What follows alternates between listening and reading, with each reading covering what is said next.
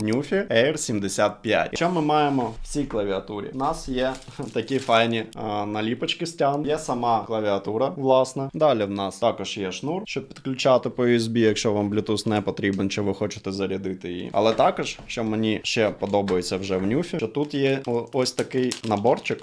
По-перше, тут є 3 свічі: синій, червоний та коричневий. Це типу пробні свічі, бо ця клавіатура також hot swap. Ви можете вставити собі будь-який з них і відчути, як з ним працюється. Також тут є додаткові кейкапи під Windows, бо за замовчуванням вони стоять з macOS, що саме мені і потрібно було. Чому я обирав саме Newfie? Ну, по-перше, подивіться на неї. Вона просто гарна. Я коли її вперше побачив десь в Ютубі, я просто одразу зрозумів, що я хочу її придбати. Мені все ж подобаються ці щільні кейкапи, бо візуально виглядає, ніби в тебе більше площі, щоб покласти свої пальці та щось друкувати.